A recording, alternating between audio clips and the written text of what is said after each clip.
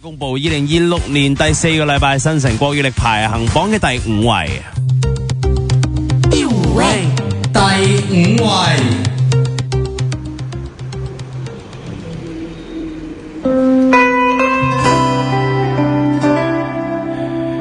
對佢嚟講非常忙碌嘅2025年啊，喺年尾嘅時候推出咗一首作品啊，佢係陳偉璇。有時候會在想，生活是什麼地獄，會不是一些夢幻旋律。望住漆黑嘅海面，有一種越長大越孤單嘅感覺。諗頭好多，走過一年或者長或者短。我又在想，孤單只是種現象。